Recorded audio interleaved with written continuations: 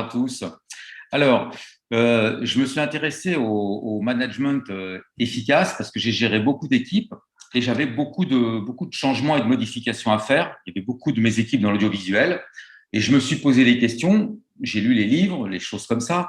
Et puis, je me suis dit, mais de manière très concrète, qu'est-ce qu'il faut pour entraîner des gens derrière soi, pour qu'ils soient motivés, pour qu'ils aient envie eux-mêmes d'être des acteurs du changement. Et j'ai trouvé 5 points que j'ai trouvé moi à titre personnel et ensuite que j'ai corroboré avec mes lectures et notamment en lisant beaucoup de livres de Jack Welch, qui est un des anciens présidents de General Electric. Alors déjà, pour résumer, les grands leaders, vous-même, si vous le décidez, vous aurez toujours 3 types de qualités. Des qualités de tête, des qualités de cœur et des qualités de jambes. La tête, c'est pour penser comme un leader. Penser comme un leader, c'est une des conférences que je fais sur LinkedIn Learning.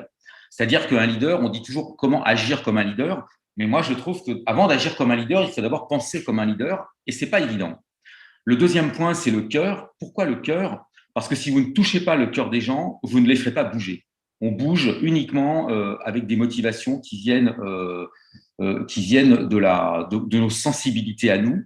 Alors, ça peut paraître bizarre dans le contexte du travail de dire qu'il faut des qualités de cœur, et pourtant, il en faut, parce que si vous ne mettez pas d'émotion dans les choses, les gens ne bougeront pas. Ils les feront, mais ils les feront avec aucun enthousiasme.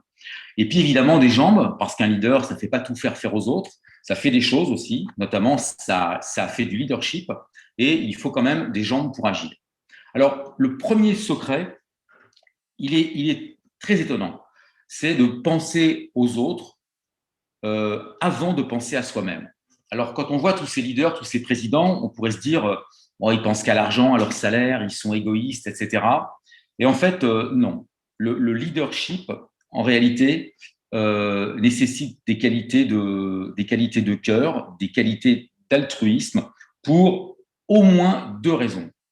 La première raison, c'est que si vos collaborateurs n'imaginent pas que vous pensez à eux avant de penser à vous, ils bougeront difficilement. Et il y a des patrons. Moi, j'ai connu des patrons, j'ai eu des patrons qui étaient particulièrement individualistes. Ils pensaient qu'à eux. Bon, en français, on dit ils pensaient qu'à sa gueule. Ça peut arriver, mais ce n'est pas des gens en général qu'on suit très longtemps ou qu'on suit avec beaucoup d'enthousiasme. Et puis, la deuxième raison, c'est que ça augmente les chances de réussite pour tout le monde. Évidemment, si votre patron vous dit quelque chose et vous savez que cette chose-là, elle est dans l'intérêt de l'entreprise, évidemment, mais aussi dans votre intérêt à vous, bien entendu que la réussite sera beaucoup plus au rendez-vous que si vous vous dites, bon, bah, ou je bosse pour mon entreprise, ou je bosse pour mon patron, et pour que la prochaine fois, il ait une promotion. Donc, ça, c'est très important. Alors, qu'est-ce qui se passe si ça ne vous intéresse pas? Bon, si vous n'arrivez pas à être suffisamment altruiste, parce que ça va très loin. Quand je parle d'altruisme, quand vraiment vous l'êtes et que vous voulez aider les gens et que vous pensez à eux, vous bâtissez des carrières aussi pour eux. Moi, quand je faisais l'entretien individuel de mes collaborateurs, je leur disais ce qui avait été bien dans l'année, ce qui avait été moins bien dans l'année. Je leur demandais ce qu'ils voulaient faire à terme, à 2 ou 3 ans. Et puis ensuite, on discutait en fonction des intérêts de l'entreprise et des intérêts du collaborateur, du chemin qui était peut-être le mieux pour eux et pour l'entreprise. Alors, ça fait un petit peu bisounours, mais je peux vous dire que ça marche très bien. Alors, je vais être sincère, la manière forte, elle marche très bien aussi. Vous pouvez aussi imposer des choses à des gens. Ils les feront et vos résultats seront sans doute bons. Oui, ils seront bons. Avec 2 problèmes. Vous n'aurez aucune loyauté et vous aurez que ce pourquoi vous payez. Or, on sait très bien aujourd'hui que les réussites, pour faire la différence dans le monde d'aujourd'hui, il faut un petit plus. Et ce petit plus, vous l'obtenez si vos collaborateurs arrivent le matin avec leur cerveau en bon état et surtout avec une vraie volonté de performer. Les plus grosses affaires que j'ai faites et les plus grands succès que j'ai eus, c'est toujours été un petit plus. C'est quelqu'un dans mon équipe qui faisait un peu plus que juste son travail. Et ça, vous l'obtenez si vraiment vous êtes sincère avec eux et que vous pensez vraiment à eux. Alors, je vais même aller plus loin. Moi, je suis dans un métier de la communication qui est un petit métier. Il n'y a pas beaucoup de gens dans ce métier. Quand quelqu'un me disait bon ben, j'ai trouvé mieux ailleurs, je suis bien mieux payé ailleurs, je pensais à lui, donc je me disais, bon, bah, j'essayais de le retenir quand même. Et puis, quand c'était pas possible, bah, je lui souhaitais bonne chance. Je faisais rien pour lui nuire, parce que de toute façon, je savais que je le retrouverais dans un petit pays, dans une petite entreprise, dans un petit milieu. On retrouve les gens, donc c'est pas la peine de se fâcher avec eux. Or, la plupart des entrepreneurs, quand on les quitte, font des crises de jalousie comme s'ils étaient mariés avec la personne, et c'est complètement ridicule. Donc, si vous pensez à quelqu'un d'autre, d'ailleurs, il m'est déjà arrivé de dire à quelqu'un qui quittait mon équipe qu'il avait raison d'aller dans l'entreprise concurrente ou ailleurs, parce que c'était bien pour sa carrière et c'est une offre que je ne pouvais pas lui faire. Alors, c'est peut-être un petit peu choquant, mais ça permet d'aller au bout des choses. Alors, le gros avantage de penser aux autres avant soi-même quand on est manager, c'est qu'on instaure un climat de confiance qui est énorme, puisque la personne sait que quand vous lui demandez de faire quelque chose, vous avez aussi pensé à elle. Donc, elle aura confiance. Et la confiance, d'après mon expérience, c'est pratiquement la seule façon d'obtenir une forte motivation et d'obtenir des changements dans l'entreprise. Rappelez-vous, quand vous étiez petit, si vous n'aviez pas eu confiance en vos parents, vous feriez encore du vélo avec les deux petits trous derrière. Quand ils ont enlevé les petits trous et qu'ils vous ont tenu un peu dans le jardin et qu'ils vous ont dit, bon, ben, pédale et ça peut aller, vous avez confiance, c'est votre papa, c'est votre maman, vous vous dites, bon, il veut pas mon malheur, il veut pas que j'ai un accident, donc je pédale. Et à un moment, il vous a lâché et vous avez fait du vélo. Bon, c'est très caricatural ce que je vous dis, mais la confiance participe de cet état d'esprit. Alors, le deuxième secret, qui est un secret tout bête, ça ne coûte pas d'argent, c'est très simple à faire, peu de gens, peu de managers le font et peu de leaders même. Vous n'expliquez pas comment faire les choses, ce qui est toujours très tentant, vous expliquez pourquoi les gens doivent faire les choses. Vous expliquez pourquoi ils doivent le faire pour l'entreprise. Bon, bah, c'est ce qu'on appelait dans les années 80-2000 la vision de l'entreprise. Enfin bon, vous pouvez très bien, dans une petite entreprise, avoir une vision. Tout le monde peut avoir une vision. En tout cas, vous êtes capable d'expliquer pourquoi les gens viennent travailler le matin dans les 3 à 4 ans à venir. Donc ça, c'est pour tous. Mais ce qui est très important, c'est le sens du travail pour chacun de vos collaborateurs. Moi, quand je vois comment Amazon fonctionne, Amazon est une entreprise qui, en France, fonctionne extrêmement bien. Si je commande un livre tout à l'heure, j'aurai le livre ou cet après-midi ou demain matin, et quelle que soit l'heure. C'est absolument incroyable. Et quand je vois le travail dans les réserves, qui est un travail vraiment stupide, presque de l'esclavage, ce sont des gens qui sont avec des robots et qui remplissent des paniers avec des livres dedans ou toutes sortes d'objets.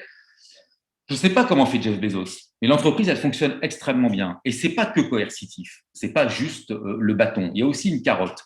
Donc je pense, mais je ne sais pas, qu'une entreprise comme Amazon doit sûrement avoir une vision qu'elle donne à ses collaborateurs, peut-être des promotions, peut-être une organisation interne, qui fait que ces gens arrivent à faire des travaux, même ingrats et difficiles, mais ils le font bien. Et je sais qu'ils le font bien, puisque ça fait 5 ans que les colis que je reçois sont toujours bien. Il y a les bons produits dedans. Or, si vous faites ça avec la Fnac en France, ça ne marche pas. Et avec CD Discount, ça ne marche pas non plus. Donc, il se passe quelque chose. Aujourd'hui, en tout cas en France, les collaborateurs, les employés ont un problème de sens au travail. Ils ont besoin de plus en plus de savoir ce qu'ils font, pourquoi ils le font.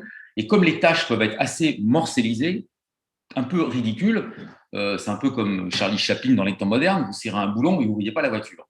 Aujourd'hui, pour être leader, il faut absolument donner du sens au travail de quelqu'un. Si dans une équipe, quelqu'un ne comprend pas très bien ce qu'il fait, ne voit pas l'intérêt de ce qu'il fait ou trouve ça inutile, je vous recommande vraiment de vous poser la question, de vous poser à vous-même la question de savoir si finalement ce collaborateur n'a pas raison. Et si ce que vous faites, si ce que vous lui faites faire surtout, est réellement utile. En tout cas, s'il ne voit pas le sens pour lui, vous n'allez pas garder les gens longtemps dans ce poste-là, ce sera un poste compliqué. Et moi, ce que j'ai toujours essayé de faire dans mes organisations, c'est de réorganiser les choses pour qu'il y ait le moins de postes possible comme ça, voire plus du tout. Alors, si vous ne la connaissez pas, là, il y a une parabole qui est vraiment très intéressante. Au Moyen-Âge, il y a quelqu'un qui rentre sur un chantier et puis il demande à chaque ouvrier ce qu'il fait. Alors, il y a un premier ouvrier qui dit bah, ce que je fais, pardi, je travaille pour gagner mon pain, pour gagner mon salaire. Bon, ok. Puis il va voir un deuxième, et le deuxième lui dit ah ben, et vous, qu'est-ce que vous faites alors, vous gagnez votre vie? Il dit ah non, non, moi, je gagne ma vie, moi, je taille des pierres, moi, je suis tailleur de pierres. Bon, puis il va voir le troisième, il dit bah, alors vous faites quoi? Alors, vous taillez des pierres? Ah, pas du tout. Ah non, moi, je bâtis la cathédrale qui est là-bas. Vous voyez là, on commence à voir le début des murs, des fondations. Moi, je bâtis une cathédrale. Voilà, bien sûr, c'est une parabole, mais si vous arrivez à faire en sorte que vos collaborateurs bâtissent des cathédrales et ne gagnent pas leur vie ou ne cassent pas des cailloux, c'est toujours beaucoup mieux. Et sincèrement, c'est faisable.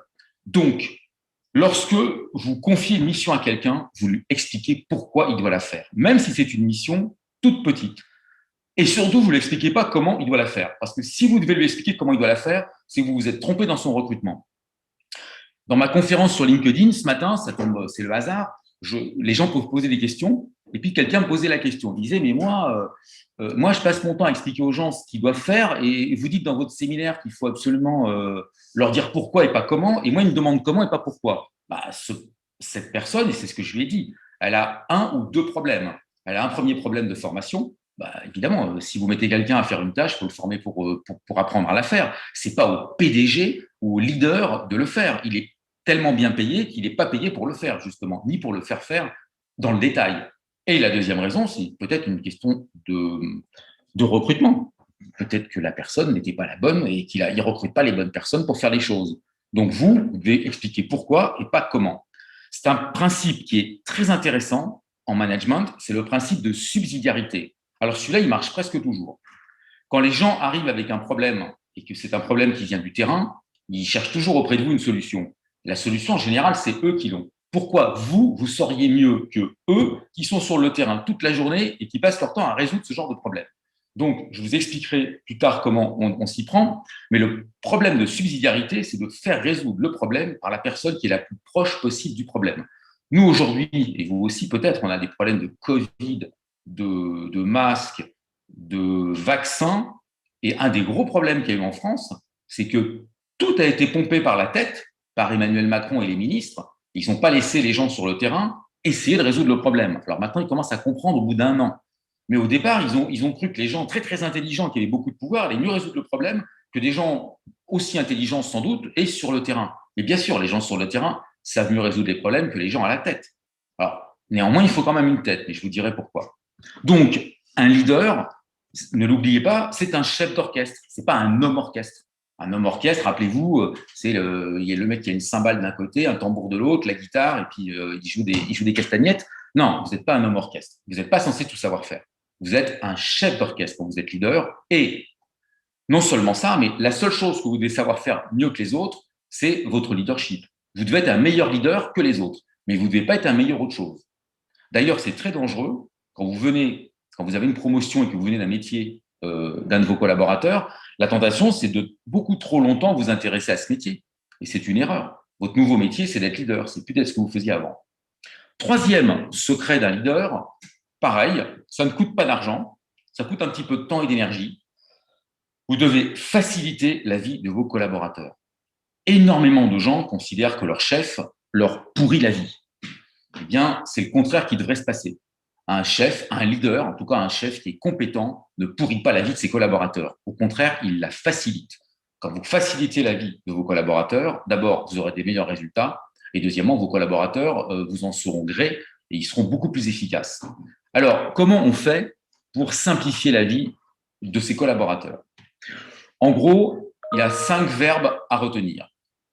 C'est les 5 demandes que j'ai eues dans ma carrière quand je gérais beaucoup de gens et qui étaient des demandes de simplification qui étaient non dites, mais c'était ce que ça voulait dire. Premièrement, il faut prioriser les choses. Aujourd'hui, les jeunes managers donnent très facilement 4, 5 objectifs à des collaborateurs. C'est ridicule. Des objectifs et des priorités, ça ne doit pas dépasser, bon, 1, c'est bien, 2, pourquoi pas, on a du mal à en donner qu'un, en général, on en donne 2, donc ça peut être stimulant, mais 3, c'est déprimant. Déjà au troisième, vous commencez la journée et vous savez déjà plus si vous commencez par le 1 ou le 2 ou le 3. Donc, mais grand maximum 3, mais idéalement, c'est 1 et peut-être 2. Et on demande ça à un patron. Ou alors, prioriser chaque semaine un autre truc. Mais donner en même temps plusieurs objectifs, vous êtes sûr d'avoir des résultats qui seront faibles. En tout cas, si vous ne priorisez pas, vous allez laisser vos collaborateurs dans une situation qui n'est pas très saine et qui n'est pas bonne pour eux en plus. Donc, pas pour vous non plus. Deuxième point, simplifier. Alors, nous, en France, on a une administration qui est très lourde et les entreprises privées, parfois, copient l'administration qui elle-même est très lourde. Chaque mois, je faisais une réunion où je demandais à tous les collaborateurs autour de la table, qu'est-ce que l'on arrête? Qu'est-ce que l'on arrête de faire ce mois-ci? Parce que ça ne marche pas. Qu'est-ce que l'on continue? Qu'est-ce que l'on continue ou qu'est-ce que l'on améliore? Et qu'est-ce que l'on fait et qu'on ne faisait pas avant? 3 questions. Qu'est-ce qu'on arrête? Qu'est-ce qu'on améliore? Qu'est-ce qu'on fait et qu'on ne faisait pas avant? Avec ces 3 questions, vous allez en permanence simplifier la vie de tout le monde, et y compris la vôtre. Il y avait des contrats, il y avait des dossiers que l'on remplissait dans une de mes entreprises. Un jour, pour m'amuser, comme je pensais que personne ne les lisait, j'ai pris 2 pages du dossier de 100 pages et j'ai écrit « merde à celui qui le lira ». Donc, je répète, j'ai écrit « merde à celui qui le lira ». C'était il y a à peu près 20 ans. Personne n'a jamais lu ces 2 pages. Personne. Donc, je savais que ce dossier était lu par personne. Je savais que ça prenait beaucoup de temps aux gens pour le faire. Donc, on a décidé de ne plus faire ce dossier qui servait à rien. Ça s'appelle simplifier les choses avec 3 questions. Ensuite, 3e point, dédramatiser. Vous êtes leader, vous êtes censé être beaucoup plus calme que les autres, et puis surtout, vous avez de la hauteur. Donc, quand le problème vous arrive, le problème, déjà, il est un tout petit peu moins brûlant. Et les gens vraiment vous demandent de dédramatiser. Si vous en rajoutez sur le problème, les gens vous soumettront plus du tout leurs problèmes, ce qui, en tant que leader, est, à mon avis, assez gênant. Donc, vous devez dédramatiser. C'est facile, normalement, de dédramatiser. Vous avez un œil neuf, vous découvrez le problème, et vos collaborateurs vont être obligés de vous l'expliquer de manière assez simple. Donc déjà, le problème va être un peu plus simplifié. Et à partir de là, une fois que vous avez dédramatisé, vous tranchez. Donc c'est la 4e chose que l'on demande à un leader. D'ailleurs, il y a une étude qui a été faite de sociologues. Les collaborateurs préfèrent un leader qui tranche et qui se trompe plutôt qu'un leader qui tranche jamais. C'est insupportable d'avoir un patron qui ne décide pas. Alors un patron a 3 réponses possibles, et pas plus. Oui, non et je ne sais pas. Donc, je répète, oui, non, je ne sais pas. Pour que ces 3 réponses soient possibles, il faut, et c'est ce que vous devez demander à vos collaborateurs, que la problématique soit exposée de manière à ce qu'on réponde oui, non ou je ne sais pas. Donc, il faut qu'ils vous amènent déjà un problème qui a été un peu traité, un peu digéré, de manière à ce que vous arbitriez oui, non ou je ne sais pas. Voilà. Quantité de chefs profitent d'une mauvaise exposition du problème pour renvoyer la balle à leurs collaborateurs et dire « j'ai pas bien compris le dossier, revenez dans 15 jours ». Et du coup, le problème, il n'est jamais traité. Vos collaborateurs sont malheureux, le business ne se fait pas et vous passez pour un chef mauvais. Donc, ça, c'est l'exigence. Vous devez être capable de dire oui, non ou je ne sais pas. Ensuite, encourager la prise de risque. C'est vrai qu'une entreprise qui est appelée à changer encourage la prise de risque. Si vous ne l'encouragez pas, la rumeur ira très vite. Tout le monde saura que lorsqu'il y a un échec, vous sanctionnez fort, peut-être même vous licenciez les gens, donc vous n'aurez aucune prise de risque dans vos équipes, donc vous n'aurez aucune possibilité de changement. Aujourd'hui, les changements sont cruciaux. Les entreprises demandent des managers qui savent accompagner le changement. Si vous ne donnez pas un droit à l'erreur, j'ai dit un droit à l'erreur, je n'ai pas dit un droit à 100 ans de bêtises ou à 35 erreurs. Une, ça va, à 2, on commence à discuter, mais le droit à l'erreur. Et vous verrez, vos collaborateurs se le diront entre eux. Ils se diront, tiens, avec lui, quand même, quand tu te trompes, ça va, tu peux quand même tenter ton coup, quoi. Et du coup, vous aurez évidemment des erreurs, et vous aurez aussi des choses magnifiques, et vous aurez des résultats bien meilleurs que tous les autres. Ensuite, le 4e secret, c'est ce que j'ai commencé à vous expliquer. Ne pas se laisser enfermer dans la façon dont les problèmes sont posés. Quand un problème remonte à un leader ou à un manager, c'est qu'il est compliqué. Parce que s'il était simple, il aurait déjà été résolu par vos collaborateurs. S'il arrive chez vous, en général, c'est qu'il est de 3 types. Il y a 3 types de problèmes qui remontent à un leader. Il y a les problèmes de moyens, les problèmes de personnes et les arbitrages. On vous demande de faire votre job. Les problèmes de moyens, alors là, bon, il y a des budgets en France, il y a des budgets annuels qui sont alloués. En général, on regarde tous les mois et tous les 6 mois quels sont les moyens, mais j'ai toujours réussi dans mes entreprises à faire avec les moyens du bord. Les collaborateurs qui commencent à vous demander des fortunes avant de commencer à travailler, de commencer à vouloir faire quelque chose, en général, c'est pas très bon, c'est pas bon signe. Toutes les startups, les plus grandes du monde aujourd'hui, ont démarré, on le sait très bien, dans un garage, dans un grenier, dans un placard, en tout cas de Jeff Bezos en passant par Alibaba et par Elon Musk, ils ont tous démarré relativement petits, y compris Facebook. Donc, aujourd'hui, les moyens sont là. Grâce à Internet, les prix des choses ont beaucoup baissé. Les arbitrages de moyens sont faits une fois pour toutes. Donc, pour les moyens, soyez vigilants et essayez de faire avec. Les problématiques de personnes, c'est évidemment les problématiques qui remontent très souvent aux leaders. C'est soit des rivalités entre collaborateurs, soit des personnes qui ne se comprennent pas parce qu'elles ne font pas le même métier ou elles ont des caractères très différents, soit un processus qui n'est pas correct. Eh bien, les Japonais ont beaucoup étudié ces problématiques interpersonnelles. 80%, le chiffre est énorme, hein, 80% des problèmes viennent des process. Si vous organisez mal un process, eh bien, les gens ont de très fortes chances de se disputer. On sait par exemple que dans une entreprise, le marketing et le commercial peuvent très facilement se disputer.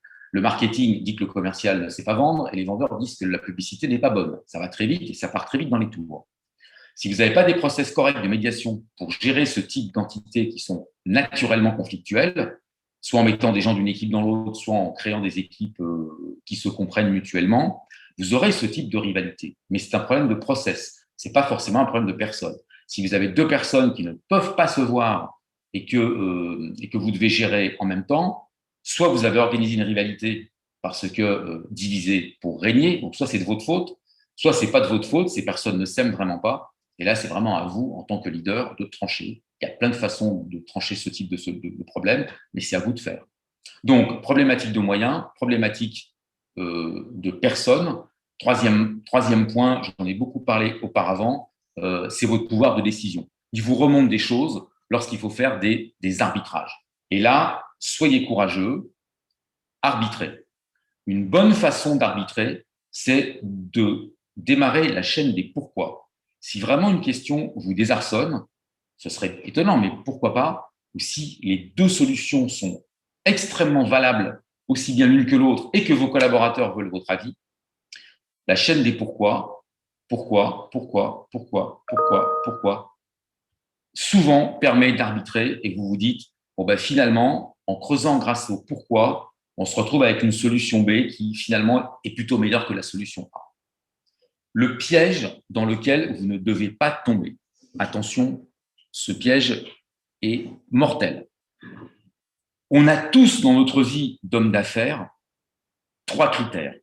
Le prix, la qualité et la rapidité. Donc je répète, le prix, on veut des choses bon marché. La qualité, on veut des choses de très bonne qualité. La rapidité, on veut des choses très vite. Dans 99% de votre existence, vous n'aurez jamais les 3. Jamais, jamais, jamais. Donc, sachez ça. Un bon leader, quand un dossier arrive sur son bureau avec une contrainte des 3, il sait que ce n'est pas possible. Déjà, vous pouvez trancher direct. Votre travail de leader ne va pas être d'obtenir les 3, vous ne les obtiendrez pas. Votre travail de leader va être de voir avec votre équipe lequel des 3 on préfère et on lâche. Est-ce qu'on préfère la qualité et le prix? Ça sera lent. Est-ce qu'on préfère le prix et la rapidité, mais ce ne sera pas forcément de bonne qualité? Ou est-ce qu'on préfère la troisième combinaison? Il n'y a que 3 combinaisons possibles. Alors vous me direz, vous allez forcément trouver des gens qui ont réussi à avoir des choses de très bonne qualité, pas cher du tout, très très vite. Oui, peut-être. À mon avis, s'ils ont réussi ça, c'est des leaders mondiaux.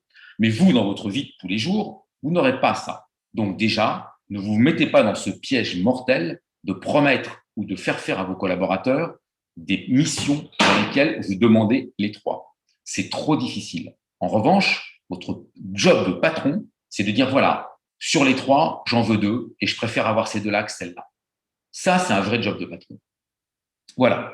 Le 5e secret d'un leader est original, il est psychologique et il est fondamental. Je ne connais pas de leaders qui n'ont pas cette caractéristique, c'est d'être optimiste. Vous ne pouvez pas être leader.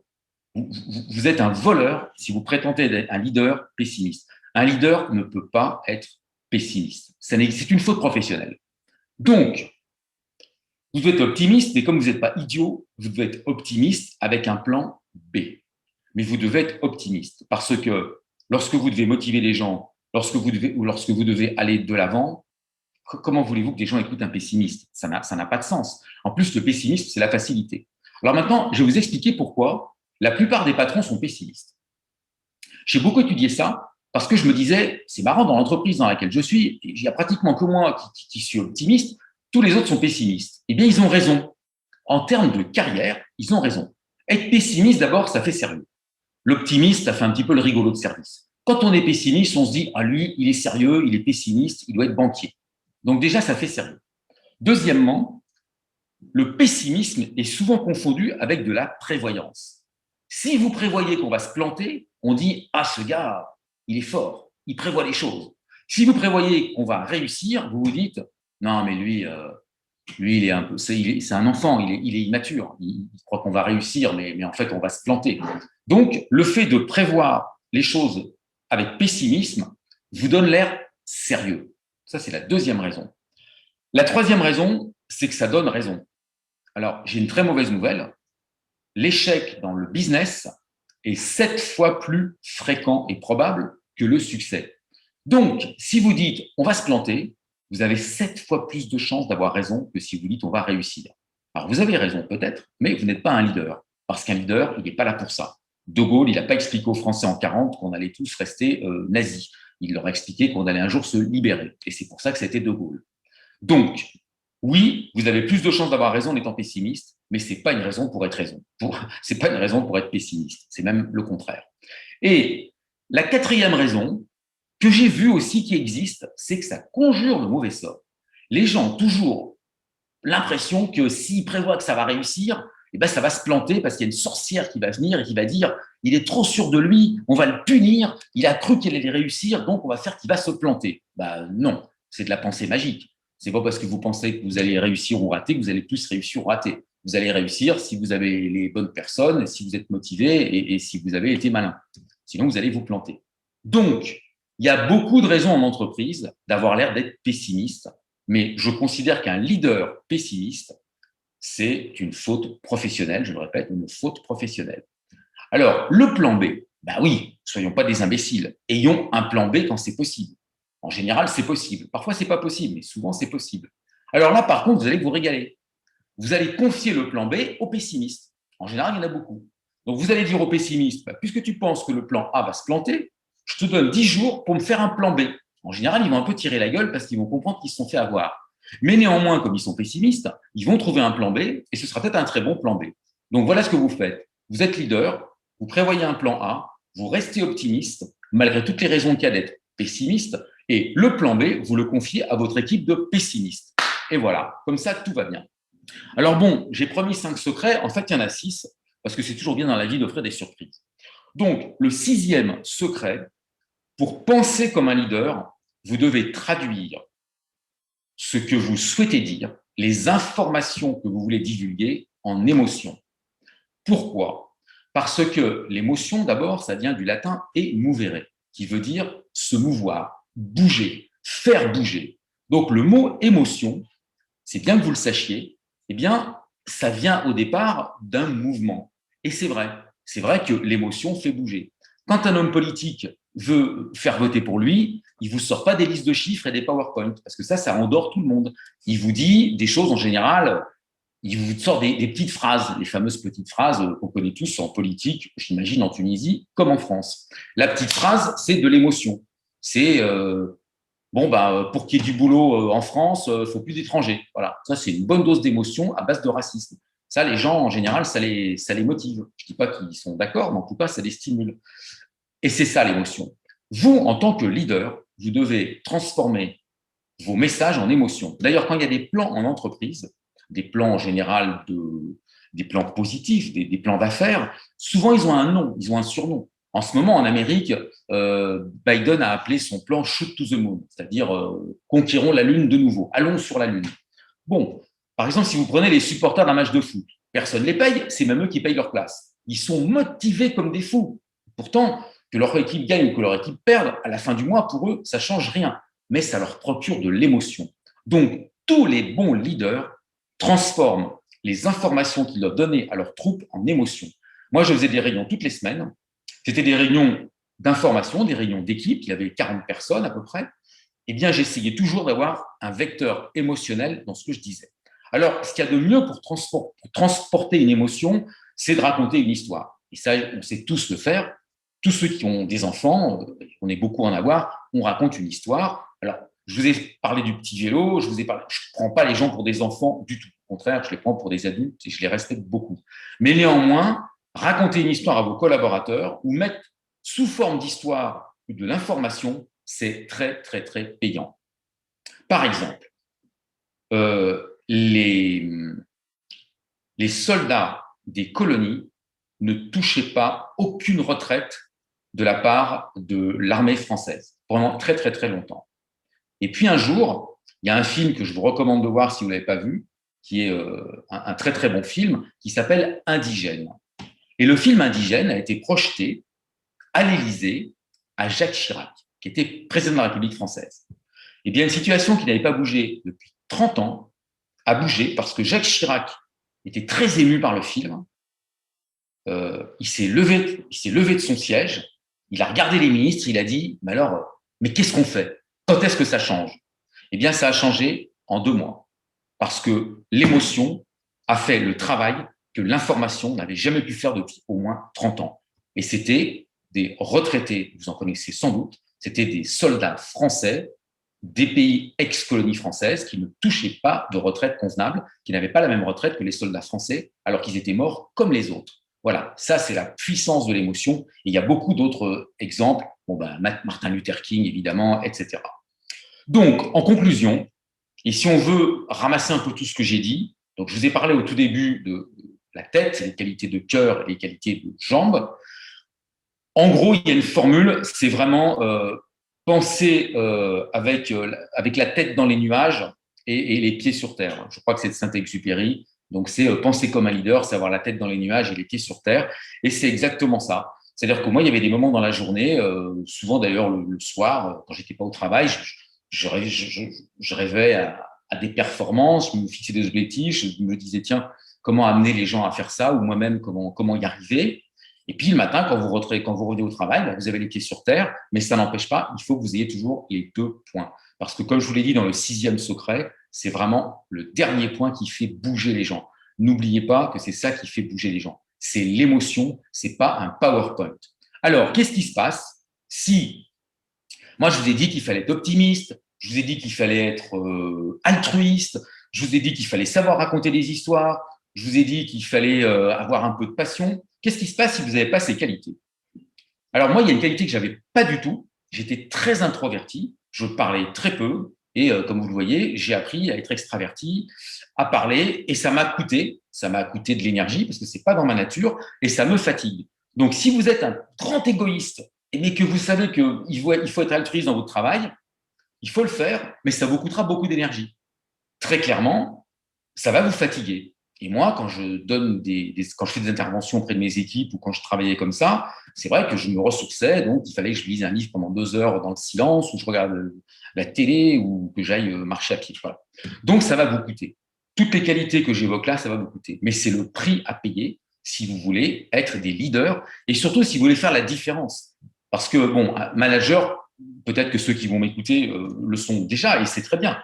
Et pour être leader, c'est le cran du dessus. C'est-à-dire un leader, c'est quelqu'un qui a des gens qui le suivent. A leader is someone who has followers. On n'a jamais trouvé une meilleure formule. Un leader, c'est quelqu'un qui est suivi par les autres. Bah, si vous voulez être suivi par les autres, c'est pas avec des PowerPoint que vous y arriverez, c'est pas en étant égoïste et c'est pas en manquant de passion.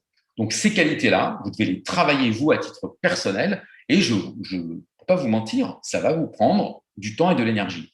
En revanche, vous allez vraiment vous améliorer en leadership et vous le verrez parce que les gens avec qui vous travaillez vont être super motivés. Aujourd'hui, ce qu'on demande le plus en entreprise à des leaders, c'est d'accompagner le changement puisque tout est en train de changer et le changement ne va pas s'arrêter aussi facilement. Et je ne parle pas du Covid, là je parle plutôt du digital. Voilà, je ne sais pas comment fonctionne ce workshop. Si vous avez des questions, ben, écrivez-les-moi. Moi, j'ai terminé. Merci beaucoup.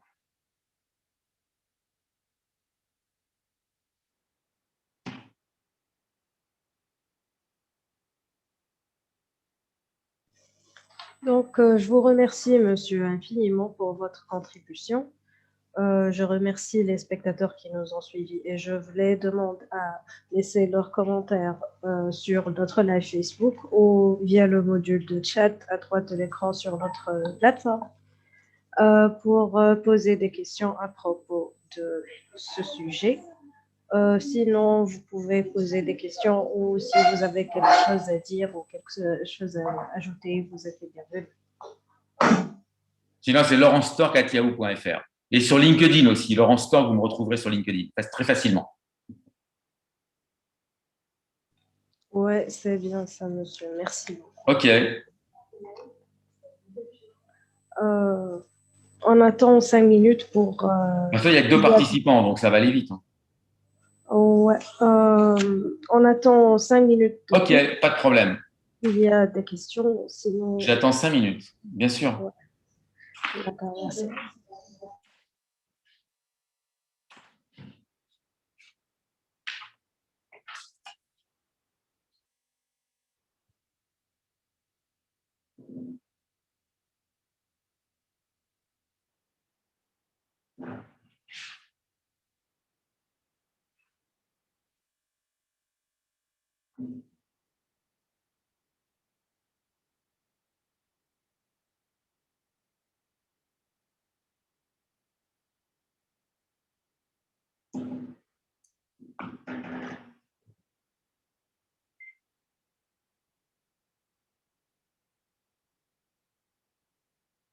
Je réponds comment? Je lis la question et je réponds tout comme ça?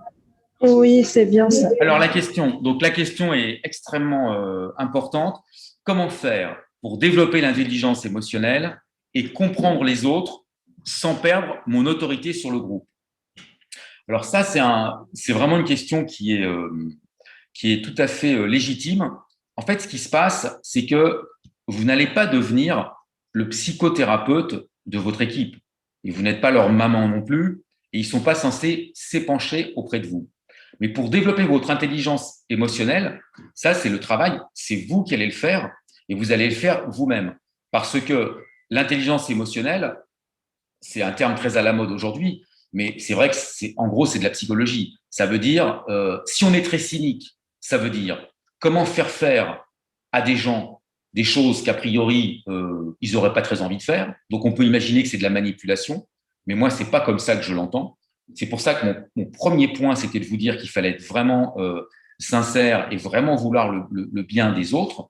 Donc ça, l'intelligence émotionnelle, je dirais que c'est presque un peu dans votre camp. Donc, c'est peut-être à vous de faire une formation de PNL il y a 2 ou 3 formations qui sont assez rapides, en 2 ou 3 jours, et qui vous apprennent quand même à arriver à convaincre des gens sans juste l'autorité. Et donc, évidemment, la question que vous posez, c'est, oui, mais alors si je fais ça, si je les comprends mieux et s'ils comprennent que je fais l'effort de les comprendre mieux, est-ce que je perds mon autorité sur le groupe? Alors, je connais mal la Tunisie, puisque je n'y suis allé qu'en vacances. Là, il y a peut-être une problématique de psychologie que j'ignore. Mais en tout cas, en France, l'autorité n'est pas du tout perdue parce qu'on s'intéresse à l'intelligence émotionnelle de ses collaborateurs. Vous n'êtes pas leur confident, vous n'êtes pas leur confesseur. Vous êtes juste quelqu'un qui va essayer de mieux comprendre les autres au-delà de ce qu'ils disent et surtout de ce qu'ils ne disent pas. Parce que le gros problème quand on manage une équipe, c'est tous les non-dits qu'en tant que patron, en général, on apprend en dernier. Et le but, c'est quand même de les apprendre plutôt en premier pour gérer le groupe. Mais moi, par exemple, je travaille aujourd'hui beaucoup avec le GIGN. Et le GIGN, ils ont une intelligence émotionnelle. Le GIGN, c'est le groupe d'intervention des gendarmes nationaux, ceux qu'on voit avec des cagoules et qui risquent leur vie quand il y a des prises d'otages.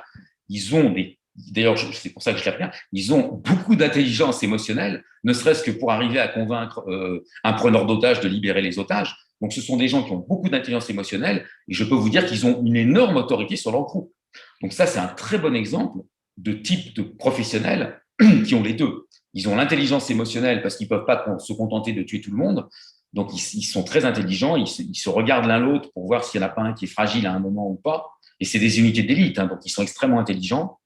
Et pourtant, ils ont de l'autorité. Mais parce qu'aussi, l'un ne fait pas perdre l'autre en France. Voilà.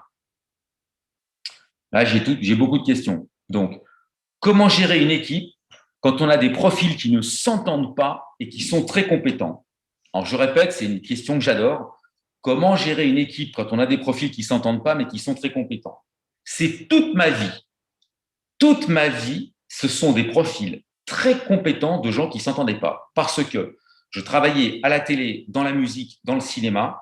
Donc, j'avais des artistes, des acteurs, des techniciens, des financiers, des avocats, des commerciaux, des gens du marketing, des gens de la publicité.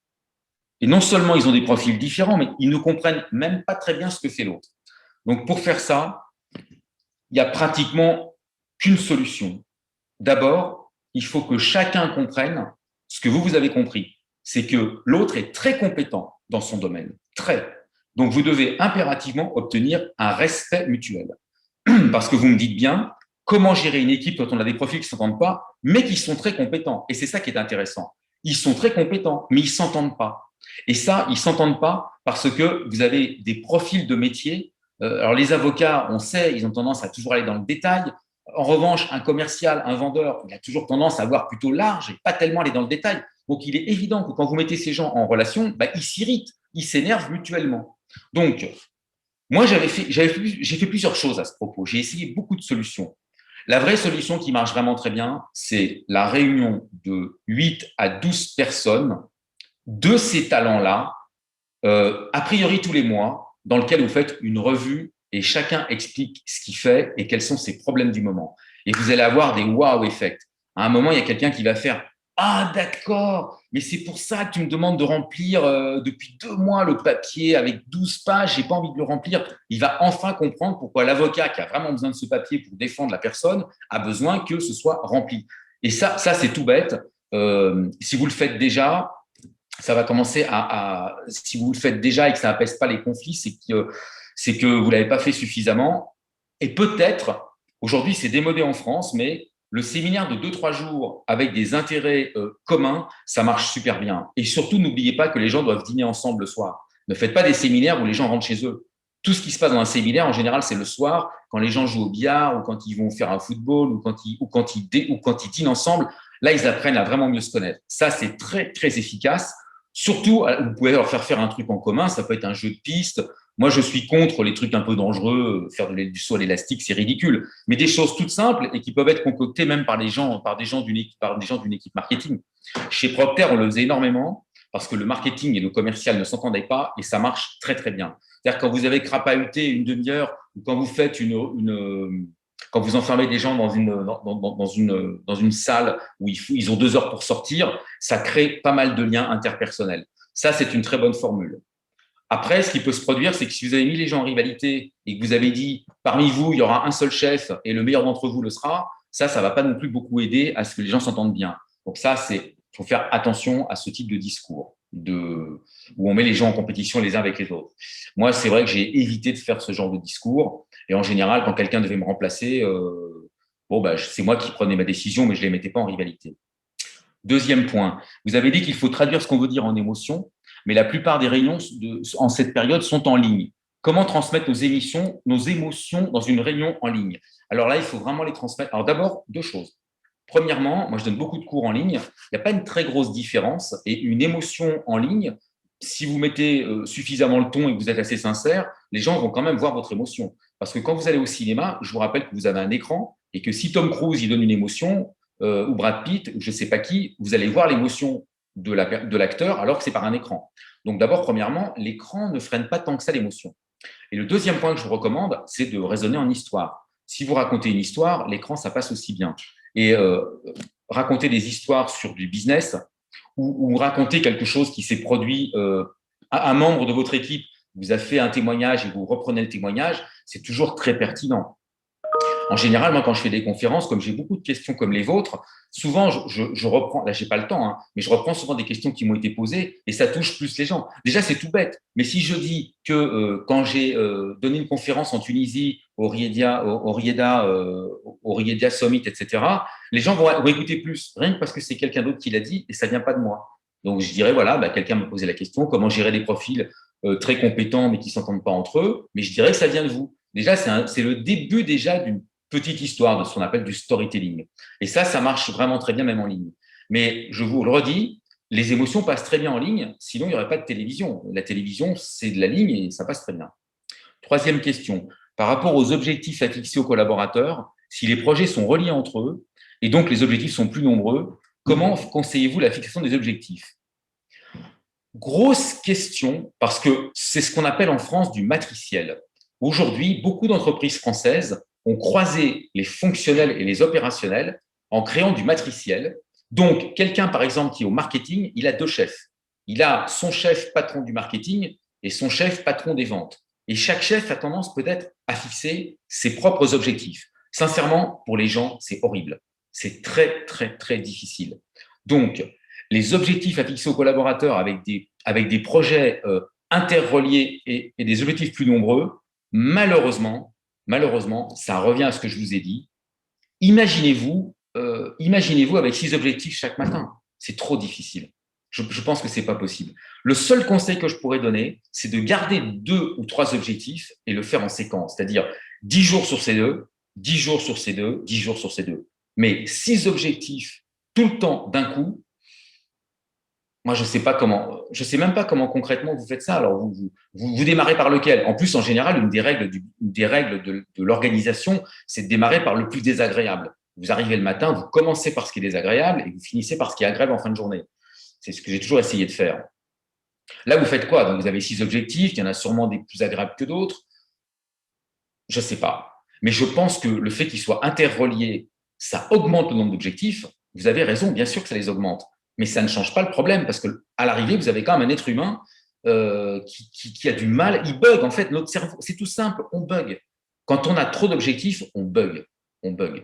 C'est difficile, et c'est un peu décourageant en plus. On se dit, ouais, alors, j'ai bien réussi, j'en suis au 3e, il me reste 2 heures, j'en ai encore 3, je ne vais jamais y arriver, donc c'est vraiment pas bon, quoi. C'est vraiment pas bon. Alors après, vous pouvez aussi en discuter avec les gens de votre équipe. Leur dire, voilà, on a des objectifs interreliés, on a 6 objectifs, comment vous souhaitez qu'on les traite? Comment vous préférez qu'on fasse? Et là, vous allez avoir des remontées qui seront, à mon avis, très, très précieuses pour vous. Comment allier authenticité, sincérité, avec faire bouger les collaborateurs avec l'émotion? Alors, je répète, comment allier authenticité, sincérité et faire bouger les collaborateurs avec l'émotion? Alors là, je renverserai votre question. Si vous n'êtes pas sincère et ou authentique, vous ne pourrez pas avoir de l'émotion. Vous allez faire de la manipulation. Vous n'allez pas faire de l'émotion. Si vous dites, si vous arrivez en retard dans un rendez-vous et que vous manipulez les gens en disant il y a eu un grave accident sur l'autoroute, ça va créer de l'émotion. Heureusement, j'ai rien eu, je suis sain et sauf et que ça s'est pas produit. Bon, bah, c'est un mensonge. Ça va créer de l'émotion chez votre interlocuteur. Il va vous croire, à mon avis, parce qu'il ne sait pas que vous êtes menteur. Donc, vous allez créer une émotion, il va vous excuser, mais vous serez ni authentique ni sincère. C'est de la manipulation. Donc, on peut tout à fait faire bouger les collaborateurs avec de l'émotion. Moi, j'en suis capable, je peux vous le dire. Et je serai complètement menteur, je ne serai pas du tout sincère. Mais je peux le faire 1 fois ou 2 fois. Là, c'est votre équipe. C'est votre équipe. Si c'est des gens que vous voyez régulièrement, ils vont se dire « Ah non, mais là, de toute façon, quand il commence à tricoter sa cravate, ou quand il fait comme ça avec le menton, c'est qu'il nous ment. » Donc, ça ne passera pas. Vous allez être, pour faire bouger vos collaborateurs avec de l'émotion, il va falloir donner de vous une part de sincérité, un peu de votre cœur. Et c'est pour ça que la question précédente était posée. La question sous-jacente qui était posée, c'est est-ce que si je donne un peu de mon cœur et de moi-même, je garde mon autorité? C'est-à-dire, si je me révèle, si je me livre un peu plus aux gens, est-ce que je perds mon autorité? Eh bien non, vous ne la perdrez pas. Peut-être qu'en Tunisie, c'est pas pareil qu'en France, mais a priori en France, vous la perdrez pas. Vous pouvez tout à fait être sincère, on ne vous demande pas non plus de raconter votre vie, hein, mais vous pouvez dire des choses avec votre cœur et ça renforcera votre autorité. Parce que les gens se diront, il dit ça, il a l'air d'être sincère, il n'est pas en train de nous mentir, il ne nous manipule pas, donc il veut vraiment que ce projet aboutisse, donc il est sincère dans sa façon de procéder. Gustave Eiffel, qui a construit la tour Eiffel, je crois que ce n'est pas possible d'avoir plus d'embêtement que Gustave Eiffel qui a construit la tour Eiffel. Il a même failli aller en prison à un moment à cause de la tour Eiffel. Mais il était sincère, il voulait vraiment faire le plus grand monument du monde. Il était sincère, d'ailleurs, il a dit à la fin de sa vie, si j'avais su les problèmes que ça me poserait, je n'aurais pas fait la tour Eiffel, tellement c'était un cauchemar pour lui. Mais il était sincère. Alors, je ne vous demande pas de construire des tours Eiffel tous les jours, mais allier authenticité, sincérité et émotion, d'abord, ce n'est pas indispensable. Vous pouvez créer beaucoup d'émotions en étant menteur. Mais moi, je ne vous le conseille pas. Et après, l'autre problème, il faut être sincère. En étant sincère, vous allez créer forcément de l'émotion. Mais l'autre problème, c'est que vous vous dites, si je suis sincère, je crée de l'émotion, mais je perds mon autorité. Et moi, je vous dis, non, a priori, vous ne la perdrez pas. Mais vous voyez bien qu'on est en train de parler déjà de choses qui sont plus intéressantes que le cadre d'un travail. Et c'est plus intéressant qu'un PowerPoint de 33 pages que vous aurez fini le week-end en vitesse. Vous allez faire défiler des charts avec objectif plus 40%, objectif plus de millions. Les gens vont quitter la salle avec votre PowerPoint, d'abord, ils s'en rappelleront plus, ensuite, ils feront rien et ils vont tellement s'ennuyer que pendant que vous allez parler, ils sont sur leur portable, ils balanceront des SMS à leur femme. Donc, vous allez tout perdre. Donc, moi, je vous propose une piste qui, a priori, comporte des risques. Oui, un peu. Il faut être sincère. Il ne faut pas avoir peur de perdre de l'autorité. Et je pense que c'est possible. Mais au moins, vous aurez des résultats plus forts que juste contraindre les gens avec un PowerPoint triste et que tout le monde aura oublié le lendemain. Voilà.